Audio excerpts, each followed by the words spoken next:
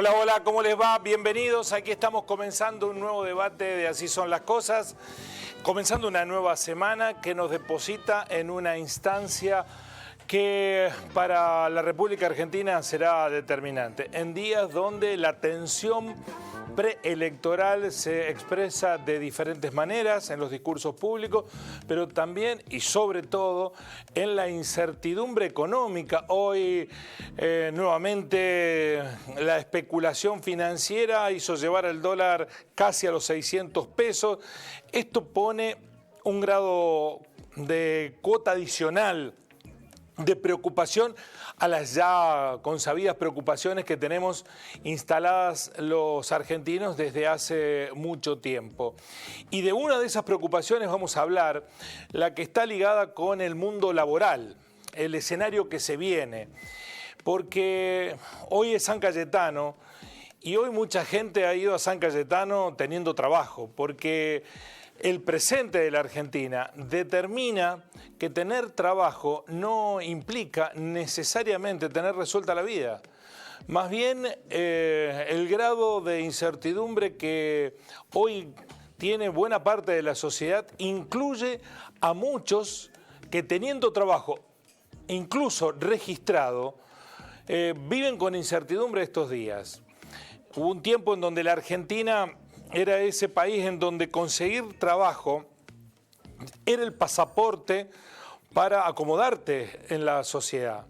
Padecían, sufrían aquellos que lo perdían. Hoy, dada la volatilidad que se vive en nuestro país, ni siquiera alcanza con tener trabajo. Y encima el horizonte que se nos presenta es para seguir rezando, porque si uno ve, lee, escucha y piensa mucho de lo que hicieron aquellos que hoy otra vez quieren aspirar a acumular el poder en la República Argentina, lo que están prometiendo es básicamente generar un escenario de mayor dificultad al que se tiene en el presente. Y eso forma parte de una realidad que nos preocupa a todos de manera determinante.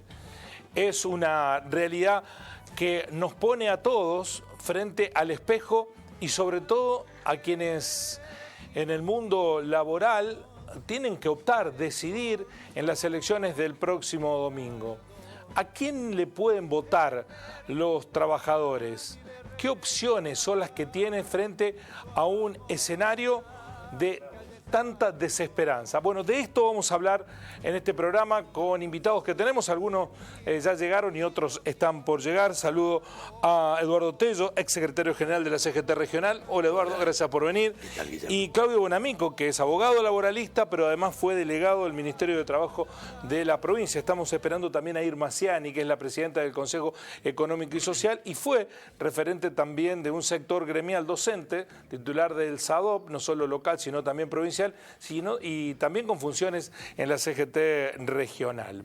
Y a ustedes quisiéramos preguntarles respecto de esto, ¿encuentran alguna promesa laboral en la campaña electoral que mejore las condiciones o todos ya nos están diciendo la verdad? Antes por lo menos nos mentían con el salariazo, la revolución productiva y después todos sabemos lo que pasó. Ahora nos están diciendo la solución para el futuro es eliminar derechos laborales, ir hacia una flexibilización laboral de derecho o de hecho, como sea, y someter a los trabajadores a una instancia de pérdida de posibilidad de incluso discusión pulseada laboral vía discusiones salariales, paritarias. Bueno, la pregunta de ustedes me gustaría también sumarla, o la respuesta de ustedes a las opiniones que vamos a tener a lo largo de nuestro programa. Empiezo por Eduardo.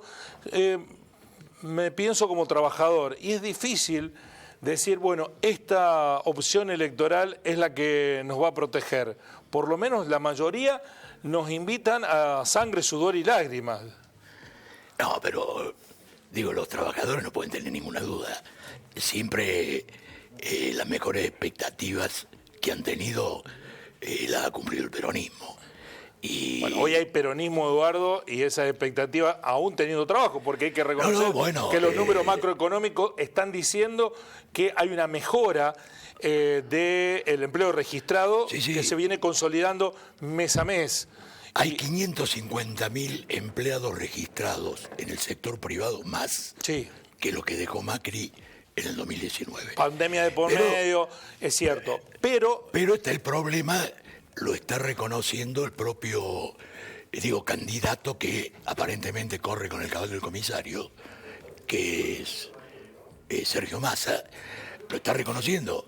El gran error que ha tenido este gobierno de Alberto ha sido referido precisamente a la distribución de la riqueza. Pero yo le digo a los compañeros trabajadores que el síndrome Alberto, es decir, esa desazón, desesperanza y demás, no les termine condicionando la voluntad política, porque los que hace 8 años nos ofrecían globitos de colores, que no vamos a tocar nada de lo que está bien, que los trabajadores no van a pagar más impuestos a las ganancias, hoy nos están diciendo en carne viva qué es lo que van a hacer. ¿Y qué van a hacer? Ajuste, pérdida de derechos y ante la resistencia que eso tenga, palos. Jujuy es la más clara expresión del pensamiento que tiene la derecha argentina. De todas maneras, lo que se contrasta a esa realidad, que ya la experimentamos, es este presente que es muy descorazonador, incluso para aquellos que tienen trabajo. No pudo, no supo, no quiso solucionar este escenario, porque hoy tener trabajo ni siquiera es garantía de salir de la condición de pobre. La mitad de los trabajadores registrados están por debajo. Bueno, y esto es en medio de un gobierno peronista. En medio de un gobierno, pero hay ¿Quién algo, se lo impidió corregirlo? Hay algo, Guillermo, que, por ahí, no sé, porque últimamente las encuestas están todas en... No, sí, yo no confiaría en las encuestas, ¿no? No, pero por ahí salen los medios, toman noticias. La mitad de los encuestados cree que el gobierno de Alberto fue el que endeudó el país. Y yo creo que el gran condicionamiento, casi yo lo condicionaría como un hecho político de lesa humanidad, si es que cabe, es el brutal endeudamiento que tomó Macri, no solo porque hablamos de los 45.000 con el fondo, pero hay 60.000 más millones de dólares que pidió los privados. Ese brutal endeudamiento y haberlo vuelto a traer al fondo como gendarme de toda la política económica argentina es lo que está condicionando y va a condicionar no sé por cuánto tiempo. Por mucho tiempo seguramente. Eso está... Tiempo. Pero son las... Y vamos a convenir una cosa, Guillermo. Son las reglas del juego, es lo que... Más allá de que algunos compañeros se autoperciben como jóvenes barbudos vestidos de traje verde olivo bajando la Sierra Maestra, y con el fondo no te deja mucho espacio para joder. Bueno, pero entonces que la esperanza para los trabajadores es la desesperanza, digamos. No. Yo creo que debemos seguir teniendo, aparte yo siempre lo he dicho, en el rol sindical que yo he tenido, lo que menos puedo perder es la esperanza y el optimismo. Pero yo creo que tenemos la alternativa de quien, esto lo está demostrando, Massa, que vamos a convenir una cosa, yo por ahí he subido a mis redes sociales levantadita de mano entre Massa y De la Sota al carcelero de Milagro Sala en el año 2015, es un compañero el cual su trazabilidad lo pone como un amigo del empresariado y de los yanquis. Ahora la respuesta que está teniendo me parece que no es el candidato de los empresarios y de los yanquis. El Fondo Monetario... ¿A usted lo entusiasma realmente Massa? No, a mí lo entusiasma menos... A ver, a mí me entusiasma que detrás de Massa, como está detrás del Alberto, hay sectores de lo que yo llamo el peronismo. Y que hoy obviamente, no tengo ninguna duda, está representado por el sector de Cristina. El resto es una milanesa desmilanesada, que quiere seguir llamándose milanesa a pesar que ha quedado un bife, y hablo concretamente del PJ de Córdoba. Y yo me imagino, con todas las críticas que se le pueden hacer al gobierno de Alberto, ¿qué hubiera pasado si la derecha hubiera estado conduciendo el país con la pandemia? Es contrafáctico eso, imposible. imposible de saber. Pero me tomó de las palabras de Macri cuando dijo... Lo que sí sabemos que hizo se muere, Alberto que con se eso. tenía que morir. No, eso es cierto. Porque Macri, bueno, pero por eso no lo Macri religieron. lo escucho diciendo por Eso, ahí que hay que por ser eso no lo respetuoso. religieron a Macri. No, bueno, perfectamente. De hecho, la gente no es tonta, no se suicida. Bueno, y yo siempre lo he dicho, porque aparte hay datos objetivos. El gobierno de Isabel, que fue mi primera aparición como opositor a un gobierno que había votado, 20 años tenía. Y mis críticas al Alberto, a Menem yo lo dejo de lado, ¿no? Menem vino del peronismo, pero no fue un gobierno peronista. Listo. Pero No, yo bueno, digo... pero hay que hacerse cargo de todo. Porque no, No, se puede- bueno, yo lo voté, obviamente. Bueno, porque es muy fácil eso. No, bueno.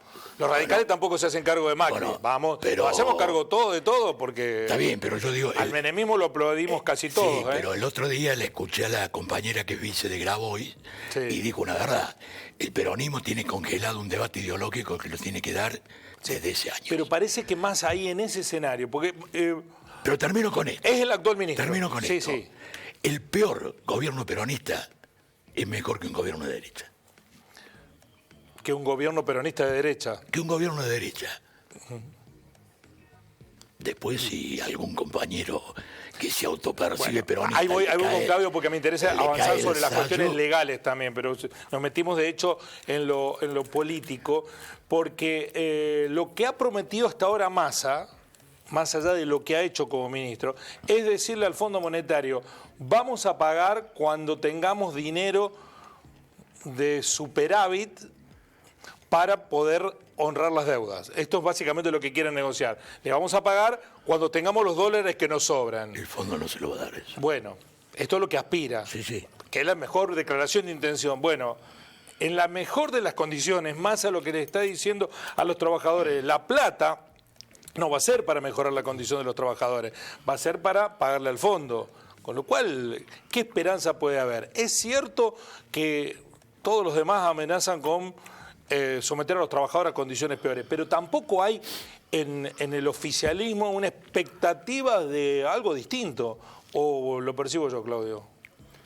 No, sí. Concretamente, por ahí el enfoque hoy por el cual me convocaste es más legal que Efectivamente. del tiempo y los años que estuve. Bueno, pero lo legal también tiene pero mucho tiene de línea político, directa ¿no? con esto, por supuesto. Porque uno, por ejemplo, uno de los temas que hablamos la otra vez también tenía que ver con el tema de la criminalización de la protesta, que lo tratamos hace un tiempo.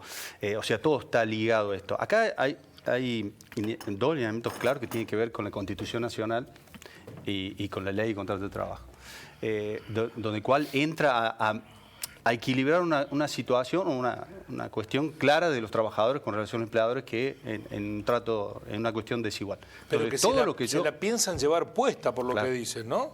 Por eso todo lo que escucho hasta ahora, o lo que vengo, incluso aparte de escucharlo, por ahí indagando más para tener más claro el tema, no es nada serio, absolutamente nada serio, porque los planteos de cuestiones que ya se probaron, las cuestiones que, por ejemplo, en el 2000 con el tema de la ley Banelco, lo que ocurrió, cuestiones de reducción de lo que tiene que ver con las multas, de las dos leyes, por ejemplo, que tienen que ver con el tema de las multas por el trabajo no registrado, con el tema de otras cuestiones que tienen que ver con la indemnización, donde ese fondo, como un seguro que tiene que ver con la indemnización.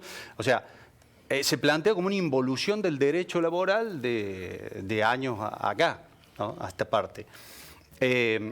Ahí claramente en la Constitución tenemos el artículo 14 bis que nos habla de lo que es justamente de todas estas conquistas que se han logrado a su vez con el tiempo y la lucha y que después la Constitución lo refrenda.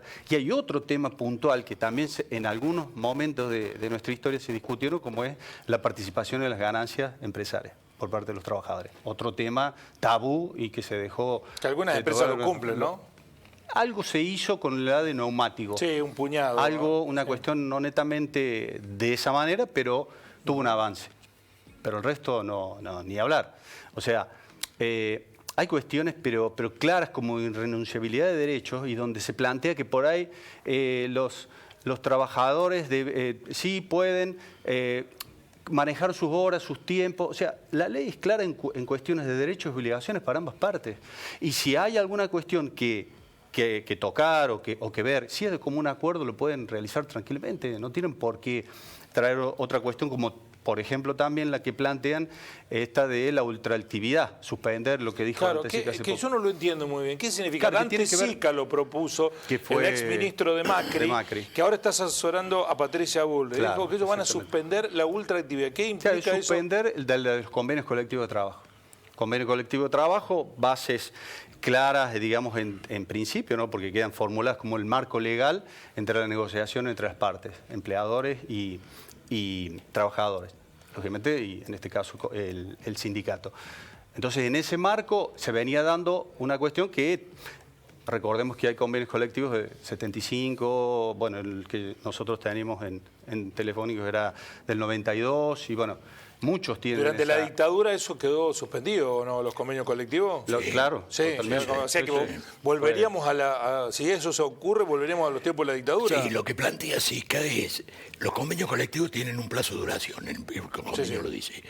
Cuando ese plazo se vence, si la paritaria no se junta para renovarlo, modificar lo demás, la ultraactividad lo mantiene en vigencia. Que es como viene hasta ahora. Sí. ¿Está bien? La mayoría de los convenios son de larga data, los empresarios quieren cambiarlo, los trabajadores no queremos. Bueno, hay sectores sindicales que también lo quieren cambiar. Por ejemplo, para introducir la distribución de la riqueza de las empresas en manos de los trabajadores. Y los es un cambio positivo, no un cambio negativo. Sí, un cambio positivo para los trabajadores. Cuando dicen que no queremos la reforma laboral, no, si queremos lo que pasa es que reducir los horarios, la carga horaria, distribuir la jornada laboral, la ganancia. Claro, ¿cómo no lo vamos a querer? Lo que no queremos es perder derechos. Lo que pasa es que el planteo que por ahí traen de algunos sectores tiene que ver con eso. Empecemos por acá, por el tema de los derechos, concretamente. Te doy un ejemplo, en el nuestro que tenía una empresa de telecomunicaciones, imagínate del 92 a la fecha, hay muchas cuestiones que quedan... Que cambiaron. Claro, y que quedan fuera, directamente fuera, y que tampoco se remuneran como corresponde o en el volumen que debieran. Entonces, pero no, eso no lo toquemos. Entonces, ¿qué se fue haciendo mientras continuó esta ultraactividad? Y se fueron agregando actas, acuerdos que se iban haciendo en paritaria y se iban agregando el convenio colectivo de higiene y seguridad o las que fueran. Otro tema que también plantean en discusión, este remanido, que hablan del tema de la industria del juicio. Yo veía el otro día ahí que tenía que ver más en la industria del cumplimiento que del juicio. Porque estas cuestiones que originan de una manera... A ver, a lo largo de la historia, con los mismos derechos, nuestra historia, con los mismos derechos... La industria del juicio es porque no cumplen las empresas con sus obligaciones, por eso... Pero por supuesto se genera un juicio, ¿no? No va alegremente un juez a darle la admisibilidad a una demanda. De batalla de Macri, ¿no? Todo el tiempo decía que un problema en la industria del juicio, totalmente. La culpa son los abogados y los jueces laboralistas. Y máxime tuvo también con el tema de las RT. En los dos aspectos, lo que tiene que ver con riesgos de trabajo y lo que es, bueno, con las demandas propiamente laborales. Pero acá hay incumplimientos tanto del empleador como de la RT que generan ese volumen en algunos aspectos, que fueron modificando a la fecha, por ejemplo, en el tema de las RT, con las diferentes resoluciones y cambios que han venido haciendo en algún aspecto, ¿no? Pero también otra cuestión que tiene que ver el hablar, porque pareciera que cuando decimos la industria del juicio es como se van a llenar los bolsillos, tanto los trabajadores como los abogados, y hay que decir algo. Hoy, en la actualidad, por ejemplo, un juicio laboral, porque tenemos una sola Cámara de Trabajo acá en Río Cuarto, hoy un juicio laboral ordinario, cual lleva aproximadamente 5 o 6 años mínimo, cuando otros más, también. Entonces, cuando vos tenés que hacer la actualización de lo que reclamaste en su momento cuando presentaste la demanda, después de 6, 7 años, es tasa pasiva Banco Nación más el 2%. Compararlo contra la inflación. ¿Qué le conviene al empleador? Poner un plazo fijo con la misma plata que te pagaría ese día y al paso del tiempo te termina pagando menos de lo que te tienen pagando ahora por la actualización. Aparte, Guillermo, por ejemplo, ¿no? Acotando lo que dice Claudio, el otro caballito de batalla es terminar con las indemnizaciones. Sí, sí. Ahora, el empleador con justa causa puede despedir sin pagar un peso de indemnización. Cuando ellos te dicen, lo que sí tiene que poner indemnización es cuando despide arbitrariamente, sin que haya una causa ocasionada por el trabajador. Ellos lo que están tratando es que quede el campo orégano para que el empleador te tome, antes que tomes antigüedad, porque los convenios de trabajo empiezan a premiar económicamente el paso del tiempo en el empleo. Antes que tomes antigüedad te echan, sin ninguna causa, pero ya saben que no van a pagar. Contratan otro y vuelven a hacer el círculo repetitivo de ese Hoy todo el sistema laboral se queja. Se quejan los trabajadores registrados y los no registrados. Pero también se quejan las pymes, las pequeñas y medianas empresas, se queja el empresario mediano, se queja el empresario grande. Así como está el sistema laboral, ¿es una crisis propia a lo argentino o es una crisis mundial del empleo que nos pone a todos en niveles de incertidumbre nunca antes conocidos? No, yo creo que a nivel mundial, digo, nosotros lo estamos sufriendo. Hay sectores gremiales que con el avance tecnológico han perdido puestos de trabajo. Digo, ustedes tienen que haber sido uno. Totalmente. Bancarios tienen que haber sido otros. Con el auge de los cajeros, el home banking y demás. Uno antes iba a los bancos, había 10 cajas atendiendo a la gente. Hoy, está ocurriendo. Digo, obviamente que ese avance tecnológico está modificando el mundo del laboral. empleo. Ahora, lo que en realidad se sigue discutiendo en el mundo laboral, y es, porque digo, el capitalismo como sistema económico ha permitido un gran avance científico y tecnológico. Pero esa capacidad de ese desarrollo científico y tecnológico no lo ha tenido, no lo tiene, para que ese avance en el desarrollo se transforme en bienestar de la gente. Está bien. Entonces, dentro del mundo laboral sigue discutiéndose el mismo problema que hoy llamamos puja distributiva, para no caer en el lenguaje marxista, decir que es la lucha de clases. Lo que tenemos que arreglar es eso, es la puja distributiva. Es decir, hasta cuándo el factor trabajo, que también convengamos una cosa, digo, si nosotros no trabajamos, los laburantes no Pero la trabajamos. puja distributiva es un problema nuestro, No, argentino, en es de todos todo. lados. Lo que pasa es que algunos países que han conseguido el desarrollo, esto que se llama la cuestión nacional, lo han resuelto hace años. Es decir, que es la cuestión nacional, que cada sector social y económico sabe cuál es el rol. Digo, cuando uno consulta cuáles son los márgenes de ganancia de las empresas en Europa y las trae acá y las compara, digo, che, ahí se da cuenta que acá no está resuelto el problema nacional. Hay otra parte ahí que tiene que ver con lo que es, concretamente que te decía recién, el tema de los derechos que hemos tenido en la historia. La economía ha crecido o ha bajado, pero por un tema económico. Cuando vos planteas los costos de la producción de esta tasa, por ejemplo, y vos decís tenés costos tributarios, costos financieros, costos de insumo y costos laborales. Claro, todo esto, el mayor costo es laboral, absoluto. Pero muchas veces en el engaño de decir esto de decir que las pymes quiebran por los juicios laborales. Bueno, yo quisiera saber en la estadística, por ejemplo acá, en Córdoba, ¿cuántas pymes quebraron por juicio laboral? Bueno, es un latiguillo ese también, ¿no? Por Que supuesto, se usa por supuesto que permanentemente. Yo empleo a una persona y la tengo al poco tiempo, si la despido porque es mala trabajadora, le tengo que pagar millones de pesos. Eso está. Y después cuando vas a la justicia siempre mengua los derechos de los trabajadores en recompensa y los procesos son largos y los recursos... Sí, lo que pasa es que el fuero laboral todavía es un fuero donde el macrismo no pudo colonizarlo. Ha colonizado el fuero federal, ha colonizado, bueno, el civil y comercial viene de hace años. ¿Es el macrismo? ¿Es el macrismo o lo trasciende al macrismo? No, ¿Son los sectores dominantes de la economía lo que impone la regla del juego? Yo esa vieja oligarquía de la que hablaba Perón, que hoy se ha transformado en la misma oligarquía, nada más que diversificada, yo lo llamo poder económico. El poder económico es el que mueve todos los siglos y que tiene una pata política, una pata mediática y una pata judicial. La pata judicial, lo que sí, el macrismo avanzó desembosadamente.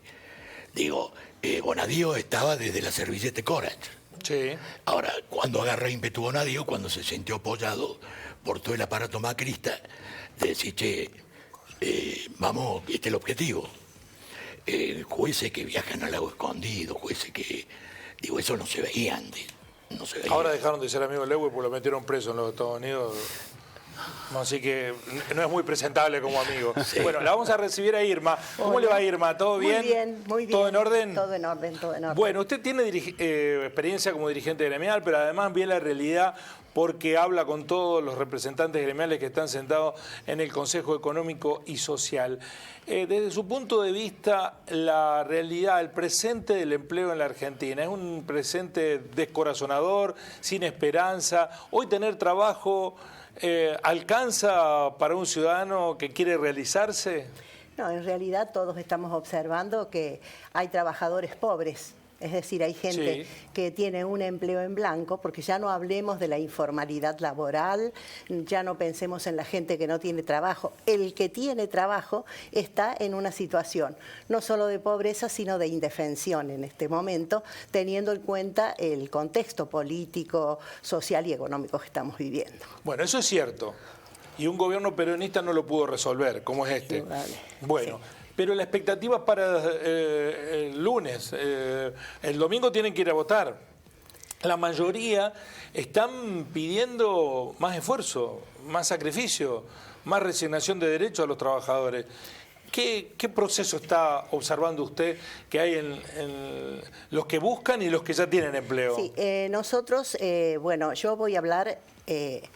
a nivel personal, pero también considerando que represento a una institución de instituciones, donde están todas las instituciones de la ciudad y donde de política partidaria no hablamos. Entonces, pero cada uno, indudablemente, igual que yo, tiene su ¿Cómo misión. ¿Cómo hacen para funcionar en un ámbito político si no hablan de política partidaria? Funcionamos de todas maneras. ¿El sexo de Los Ángeles? No, de ninguna manera, Guillermo. Nosotros estamos trabajando sobre todas las variables que hacen a una sociedad. Estamos hablando de pobreza, estamos hablando de trabajo. La pobreza tiene un componente político y partidario que la generó, pero o que la esa evitó. no es la función del Consejo, discutir política partidaria. Por eso hacía la salvedad al comienzo. No, ya lo sé, pero indudablemente nada es neutro. Cada uno desde su lugar incorpora ese complemento partidario, de política partidaria, al tener que dar una mirada sobre la situación. Yo entiendo lo que me estás planteando, pero... ya sé que lo entiendo y tengo la tranquilidad que se lo planteo porque sabe... vos sabés que yo puedo... responderte a nivel personal. Yo creo que sí, que hemos tenido un gobierno que realmente debería haberse ocupado mucho más de los trabajadores, debería haberse ocupado de resolver la problemática a medida que se fue planteando. Bueno, eso no sucedió. Indudablemente que la mirada respecto de los candidatos o precandidatos que tenemos de cara a las elecciones, yo te voy a responder a nivel personal, los que estoy viendo, que todo el mundo habla de más sacrificio para los trabajadores, de más ajuste, pero los ajustes van directamente hacia el pueblo, hacia el trabajador. Se habla de, bueno, si... la fuerza del cambio o no, no sé a dónde va esa fuerza, a dónde va dirigida esa fuerza, pero realmente los que tenemos una mirada política desde un sector de justicia social, un sector desde donde los problemas de los trabajadores deberían ser resueltos, yo no estoy viendo, yo voy a plantear, yo no estoy viendo que ninguno me esté dando esperanzas de que esto se reacomode. Bueno, pero entonces o no van a votar, o votan en blanco, o votan en contra de sí mismo. No, yo no votaría en contra de sí mismo, pero sí buscando donde ese voto cause el menor daño posible, porque honestamente tenemos que pensar al emitir nuestro voto cuál es la mejor fórmula que estamos viendo y que mejor se acomoda y que tiene todavía ese componente de justicia social hacia donde tenemos que dirigirnos. Ahora, hay un problema... El peronismo, Irma, el peronismo. El peronismo. Bueno, no sé si es el peronismo, porque ahora hay peronismo, con Menem había peronismo y la mitad de la población se quedó sin trabajo, 25% de desocupación. Sí, es difícil hablar de quién es peronista y no, porque siempre está el tema...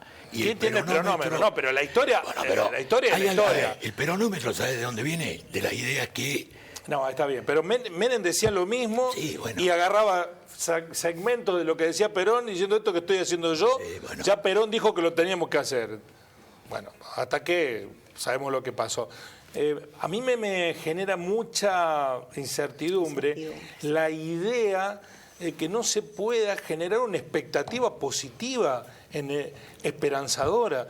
Esta campaña en ese sentido es muy cruel, porque lo único que seguro. se está presentando como opción, hoy leía, que no sé si es cierto, porque después hay que filtrar toda esta cuestión, que el famoso Círculo Rojo le pidió a Patricia Bullrich interlocutores económicos para ver qué van a hacer, para ver si los apoyan o no apoyan, porque los muchachos tienen capacidad de decisión. Y Patricia Bullrich no le mandó a nadie. O sea, no sabe lo que va a hacer con la economía. El pibe Gomina no le mandó el pibe Gomina. No le mandó a La Espina, pero que aparentemente no va a ser el mascarón de prueba, pero el que está digitando lo económico, pero porque la verdad que es tan cruel lo que quieren hacer que nadie se anima a decirlo completamente. Y en todos los sentidos se trabaja con esa expectativa. Yo pienso que la mayoría de los trabajadores dicen, che, tenemos que ir a votar para ver con qué látigo nos vamos a pegar. Es Bueno, muy raro eso, acá ¿no? yo te digo una cosa y los voy a poner a los dos compañeros, que los dos me han acompañado Sí. en mi gestión en la CGT. Digo, acá hay un actor principal para evitar todos estos daños que el contexto que estamos viviendo aparentemente se va a descargar sobre los trabajadores, que es precisamente el movimiento obrero organizado. Ahora, yo lo digo, eso me lo han escuchado 10.000 veces.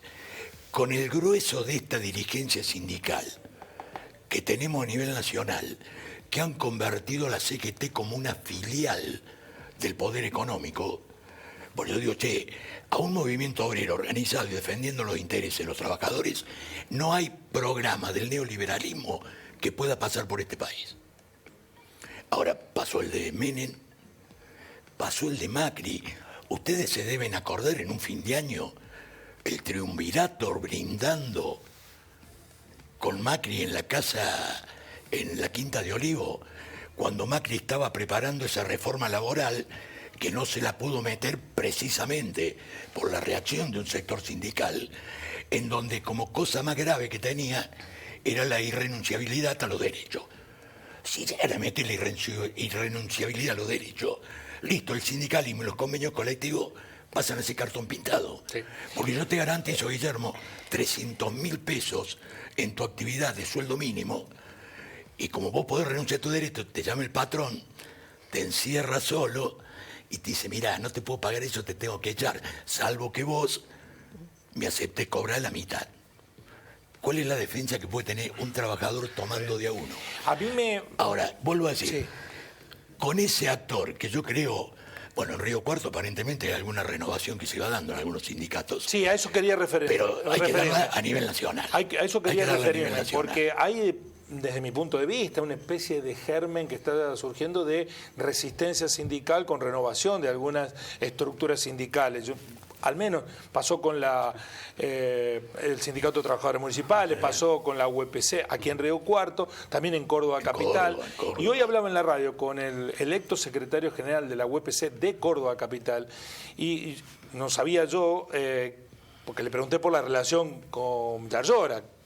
Y Yarlora, presionado por el SOEM, el sindicato que dirige el Daniele. combativo Daniele, nos contaba hoy el electo secretario general que los maestros municipales, escuelas municipales en Córdoba, ganan 3 veces más que el maestro provincial. Siempre fue así. 3 veces más. Y eso lo consiguió Daniele enojando a todo el mundo. Sí, sí. Y no cambió con Yarlora, por más que Yarlora entró con la vara disciplinadora de la Municipalidad de Córdoba.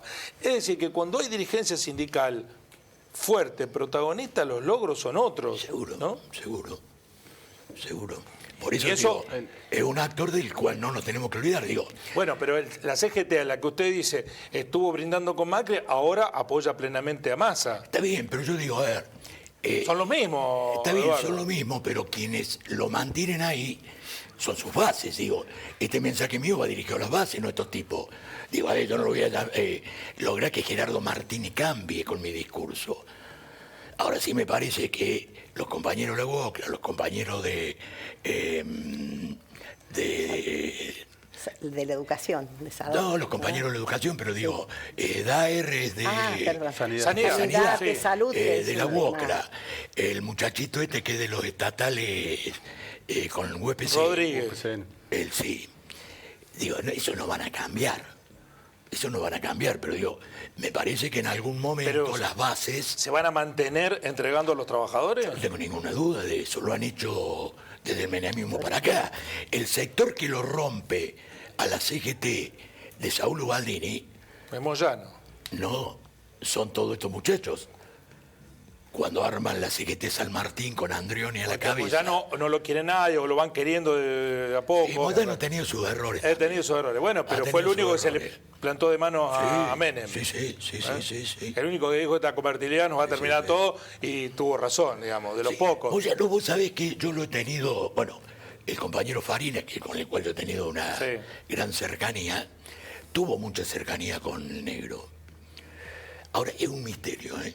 ¿Por qué Moyano se pelea con el gobierno de Cristina y que Moyano empieza a joder con el famoso tema del impuesto a las ganancias? Sí. Y que eso lo acercó a Macri y que yo no tengo ninguna duda. Más, digo, muchos compañeros por ahí que después del 2015 ya todavía creían que yo estaba en la secretario general de la CGT, me paraban por la calle y decían, che, ¿qué pasa con el gremio que los tenemos ahí que andan los delegados repartiendo la boleta Macri? Digo, hay sectores del sindicalismo que digo, uno debiera ser cruz diablo antes de sentarse con ellos, ¿no? ¿Repartieron la boleta de Macri de ustedes? Y yo, sí, no tengo ninguna duda. Es más, si vos te pones a analizar los resultados de la primera vuelta en Río Cuarto, de la primera vuelta presidencial, tomás los votos de Macri y los votos de una, Massa de la Sota, en la segunda vuelta la sumatoria de esos votos coincide con la sumatoria de los votos de Macri. El diario Puntal es mi testigo, ¿eh? Creo que luego tienen que hacer el recorte ese. Digo, ahora no me sorprende que Schiaretti... ¿Por qué lo critican tanto Schiaretti entonces ahora que está anunciando? Pero, a ver, el proceso de liberalismo que ocurre en el PJ empieza con De la Sota cuando lo pone a Cavallo, Cavallo en la lista de diputados, y después lo lleva a Cámara de vicegobernador. Estamos haciendo mucha historia, que no reniego de esa historia, Eduardo, porque hay que ponerlo en contexto. Hay que ponerlo. Pero pienso en un trabajador que acaba de llegar después de un largo día de trabajo, que no le alcanza la plata para llegar a fin de mes, que dice, bueno, ¿qué hago ahora el domingo? ¿Quién me da una expectativa? Y nadie se la está dando. ¿Por qué esto o peor que esto? No, yo creo que si gana el peronismo no va a ser peor que esto. ¿Pero qué garantía le da? ¿Sabés qué pasa? Eso de lo que vos hablás, y fundamentalmente el dato que venimos teniendo hasta ahora, es la escasa participación en todas las elecciones a nivel país. Entonces, esto que vos decías, la desesperanza que tiene que ver con que la persona vaya... Estoy hablando del mundo laboral, ¿no? Porque hay otros sectores que están muy esperanzados en determinadas audiciones electorales porque le prometen el oro y el moro, que ya se lo han dado en otra época. Pero ¿qué pasa le falta entregarle el moro, ya le dieron el oro, le falta el moro nada más, pero esos sectores están muy contentos con que venga un cambio. Ahora, los trabajadores, yo me puse a leer las estructuras o las plataformas de los partidos políticos, sacando la izquierda, desde la extrema derecha hasta la derecha, centro derecha y centro, nadie le ofrece al mundo laboral una expectativa mejor que este presente. Nadie. Exactamente. Nadie Yo se creo lo que estamos ofrece. haciendo mucho diagnóstico, ¿no?, de la situación. Y aquí quiero retomar mi función en el Consejo, porque tu pregunta fue dura al principio, ¿no? ¿Qué hacíamos? Pero de todas maneras... yo pienso que bien, los análisis hay que hacerlo. No es por usted, Emma, a la que la respeto desde que empecé en mi tarea periodística. Estoy un poco desencantado con la idea de que se sientan a discutir y dicen, bueno, pero esto no lo politicemos o no lo partidicemos. Y sí hay que partidizarlo. No se partidiza, pero sí se politiza. Es que hay que partidizarlo, porque el gran problema que ha tenido la democracia, desde mi punto de vista, alguna opinión, es que se ha desdibujado el rol de los partidos. Y cómo ¿A quién es funcional el dibujar el rol de los partidos? A esto que decía Eduardo en el comienzo, el poder económico. ¿Qué hizo? Rompió los partidos para que los pueda manejar más fácilmente. Porque si vos tenés un partido sólido, con una idea fuerte, convicciones, no lo podés manejar. Lo que pasa es que cada institución tiene su misión y tiene su visión de las cosas. La nuestra es una mesa de diálogo. Y yo creo que lo que nos está faltando a los argentinos es una gran concertación nacional, porque esto no lo arregla ninguna de las fuerzas políticas, por más que alguna se haga del poder. ¿La vieron alguna vez a esa concertación nacional? Yo creo que tenemos que nosotros estamos trabajando fuertemente como Consejo para que esa mesa de diálogo se amplíe, que sea una gran concertación nacional. Y sí, no la hemos visto, pero ¿por qué no probar? ¿Por qué no intentar? Yo creo que pero... ahí tenemos que apuntar, y no digo que nosotros como Consejo estemos haciendo docencia en eso, pero hemos resuelto muchas problemáticas sociales de la ciudad de Río Cuarto. Acá el compañero Tello sabe ¿te acuerdas de la tasa tributaria que era tan inequitativa? Y fue una política pública que surge de la gestión en la CGT y con el Consejo Económico y Social.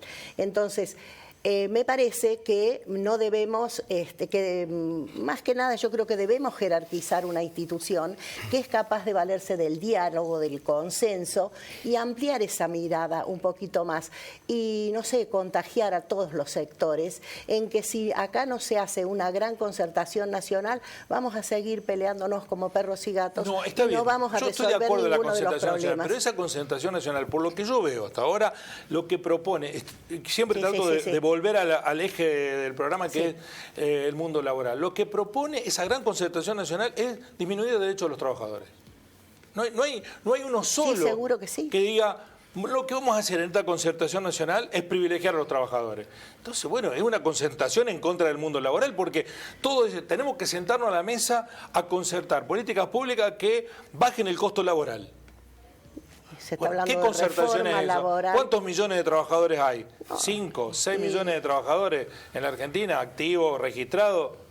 Bueno, van a concertar algo en contra de 6 millones de personas que alimentan. Hemos estado siempre y 40% de trabajo no registrado.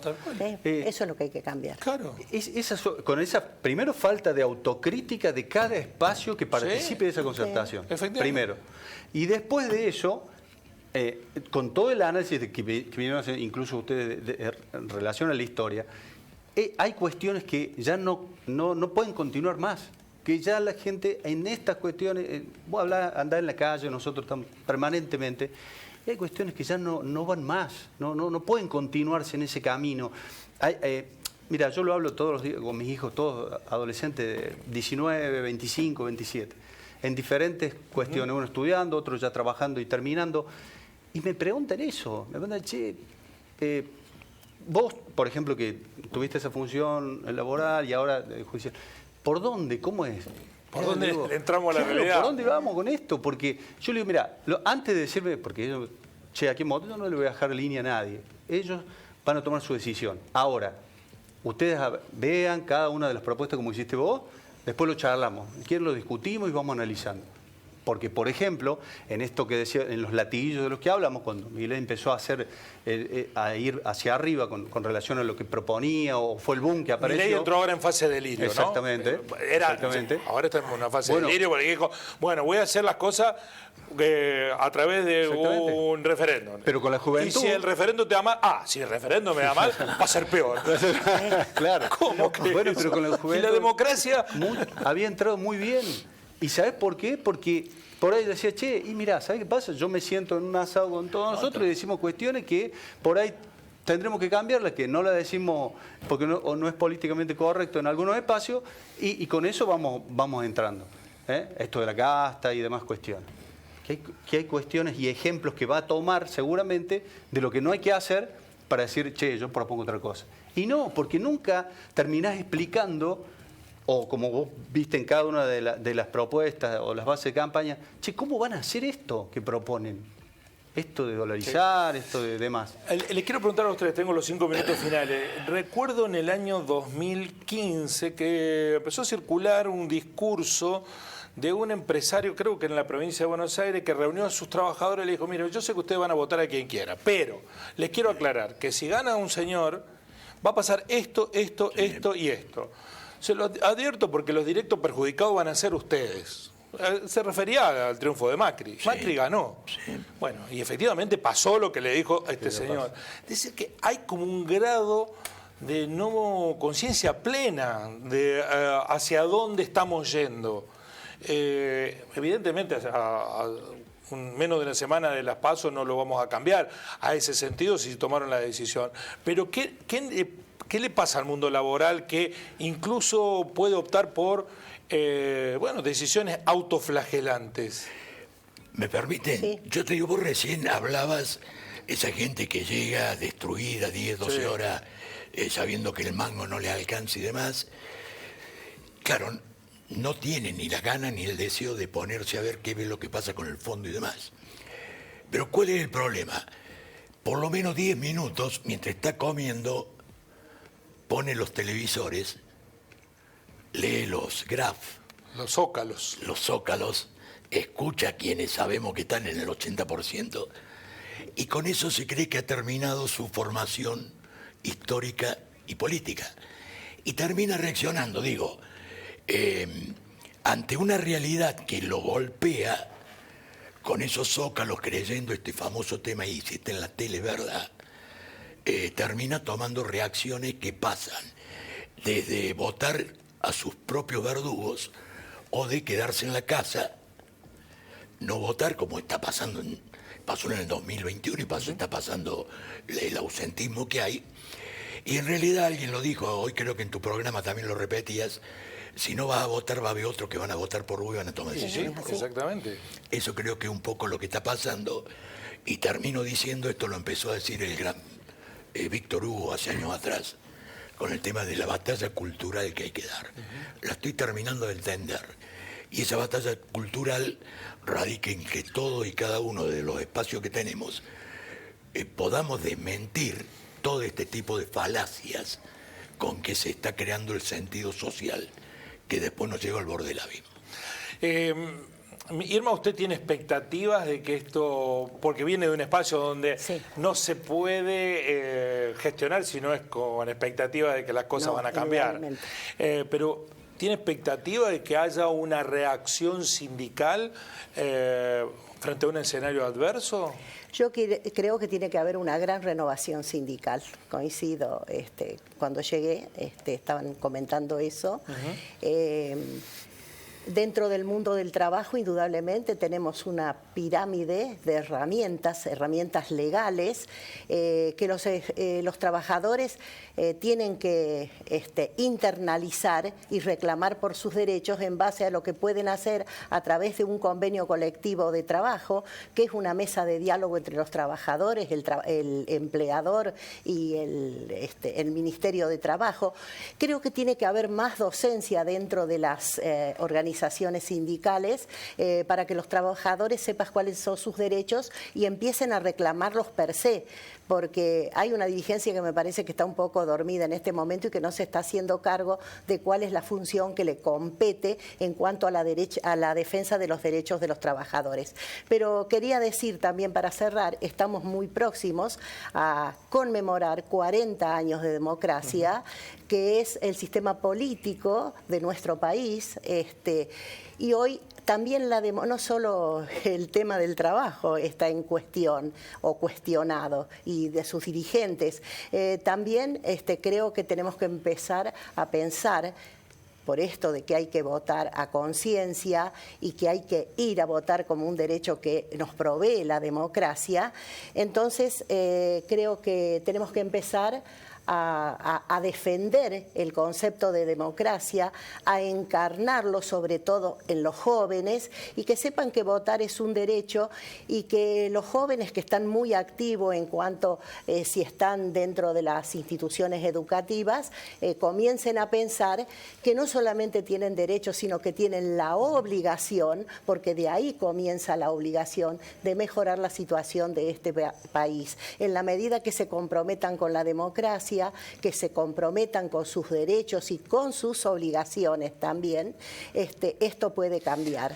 Claudio, ¿hay alguna expectativa para finalizar que los derechos consagrados por la Constitución y por las leyes que se han aprobado en el Parlamento argentino sean respetadas? Bueno, hay empresarios, yo veo que muchos le echan siempre la culpa a los políticos y nunca a los empresarios. Hay empresarios que ni siquiera defienden o respetan los derechos de la representación sindical y los despiden de igual manera. Nunca se habla de eso, en el sentido de que las empresas muchas veces no hay un respeto legal de los derechos de los trabajadores. Pero hay una justicia que también lo ampara, porque con decisiones judiciales tampoco cambian las situaciones. ¿Qué expectativa puede haber de que la situación que viene no sea peor que esta? Mira, en lo que vos preguntabas recién, por ahí las causas, las razones, yo creo que hay dos, una menos importantes que la otra, que tiene que ver con el constante bombardeo de lo que es tanto lo mediático como las redes sociales, independientemente que muchas veces es un micromundo, pero tiene su injerencia. Pero el otro, lo más fundamental que es la dirigencia en todos los niveles, y yo hablo hasta el 2020 que como dirigente sindical, pues hablo desde adentro también, el dirigente que se preside tal tiene que estar con su gente, dar la cara y rendir cuentas. Porque yo he conocido a dirigentes sindicales o políticos que no han podido caminar entre la gente. Entonces, esta cuestión, cuando no llegan al lugar, cuando no hablan con la gente y fundamentalmente cuando no le dan respuesta, es cuando empiezan a aparecer todo este tipo de cuestiones, donde empiezan todos los replanteos, donde empiezan a decir, che, ¿de qué lado está? Y tiene que tener fundamentalmente claro de qué lado está al momento de que tiene esa función política, sindical, barrial, la que sea. Los 30 segundos finales se los doy a usted porque la otra vez vino con un economista que no lo dejó hablar, así que... A ti yo no lo dejo hablar, es mucho. Qué raro. Qué raro, efectivamente. No te pasaba antes eso, ¿eh? Antes te pasaba. No, pero Bueno, bueno, te lo voy a hacer. 30 segundos, ¿qué le dice al trabajador? Yo reafirmo lo que decía Irma. El trabajador, el domingo, el 22 de octubre, y si es necesario en Humalotas, tiene que ir a votar.